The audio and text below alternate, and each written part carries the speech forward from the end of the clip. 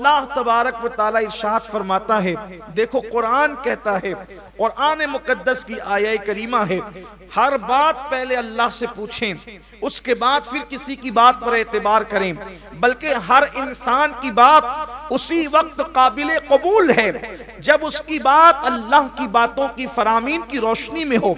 अगर इंसान मनगढ़ंत बातें कहें तो कहने वाला कितना ही इंसान मोतबर हो, फिर वो मोतबर नहीं रह जाता। जिसकी बात कुरान और सुन्नत से टकराए फिर वो मोतबर नहीं रह जाता।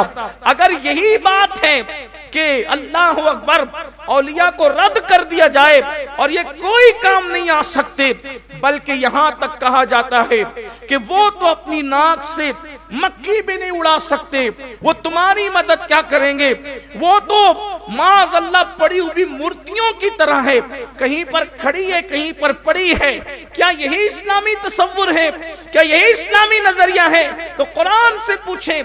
कुरान कहता है अल अखिल्लाउ यौमइज़िन बादुहुम लिबादिन अदू। कुरान मुकद्दस की आयत कहती है कि क़यामत के दिन, क़यामत का दिन वो मुसीबत का दिन होगा। जितनी मुसीबतें हैं, क़यामत से बड़ी कोई मुसीबत नहीं है। सारी मुसीबतें क़यामत की मुसीबतों के सामने हैच है। अगर क़यामत की मुसीबतों का जिक्र हो तो अंदाजा करें, कुरान जिसके बारे में कहे कि क़यामत की मुसीबतों वाली आवाज को सुनकर हमल वाली ऊंटनियां अपने हमल को ज़ाय कर दे, सितारे आपस में टकरा जाए, जमीन फट जाए, आसमान फट जाए।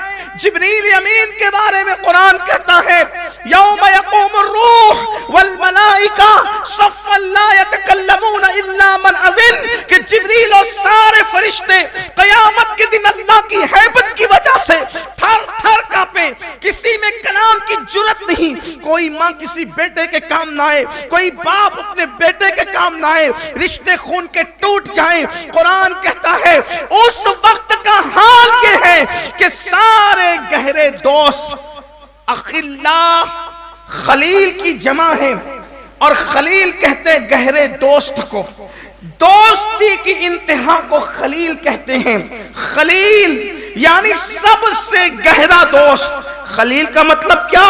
अगर यार के लिए बेटे की गर्दन पे छुरी रखना पड़ जाए तो फिर वो बेटा ना देखे, यार देखे, खलील उसको कहते हैं। अगर यार के लिए, यार की खुशी के लिए बीवी को वादिये गैर ज़ी ज़रा में छोड़ना पड़ जाए तो फिर बीवी नहीं देखी जाती बल्कि यार देखा जाता है। अल्लाह अकबर। ये तो मैंने इशारा दिया है। तो खलील गहरे पक्के दोस्त को कहते हैं।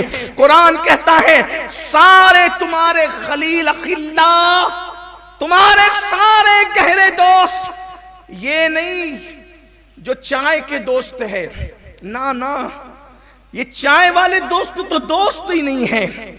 ये तोहफे ताइफ और पार्टी वाले दोस्त तो दोस्त ही नहीं है। कुरान कहता है वो दोस्त जो तुम्हारे लिए दुनिया में जान दे सकते हैं, जान दे सकते हैं, जाने कुर्बान कर सकते हैं, अपनी बीवियों को तुम्हारे लिए छोड़ने का हौसला रखते हैं। अखिल्ला खलील है वो तुम्हारे खलील, खलील है। अल्लाह फरमाता है वो खलील पक्के दोस्त कयामत के दिन तुम्हारे दुश्मन बन जाएंगे।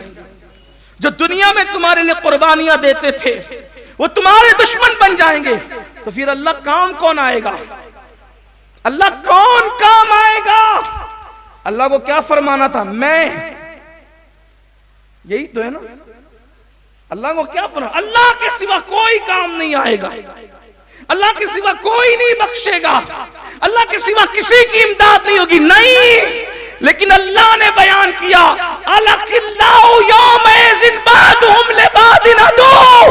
कोई तुम्हारा खलील दोस्त तुम्हारे काम नहीं आएगा बल्कि वो दुश्मन हो जाएगा। अदू वो तुम्हारा दुश्मन हो जाएगा। दुश्मन कैसे होगा? वो कहेगा मुझे जन्नत में डाल दे, मेरे बदले इसको जहन्नम में। बड़ी कुर्बानी हदीस के लिए, लेकिन आज नहीं। आज तो मई में नफ्सी नफ्सी। कुरान कहते जहां गहरे दोस्त तो दुश्मन होंगे, कौन काम आएगा? इल्लल मुत्तकीन, वहां पर मुत्तकी लोग तुम्हारी मदद करने के लिए आएंगे। अल्लाह से पूछो, अल्लाह ये मुत्तकी लोगों का पहचान, इनका तारुफ और जरा वाज़े करा दे कि ये मुत्तकी कौन है। तो कुरान कहता है इन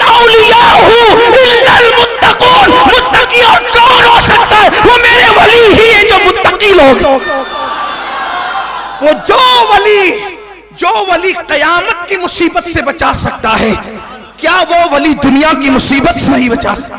और ये तो वलियों का मामला है, ये तो वलियों का मामला है। हर वली कयामत की मुसीबत से बचाएगा। जो वलियों का वली सैयदुल औलिया हो, जिसका कदम हर वली की गर्दन पर हो, उस वली की शान का आलम क्या हो। और फिर बात यह है, मुत्तकी काम आएंगे। मुत्तकी, मेरा गौस मुत्तकी नहीं,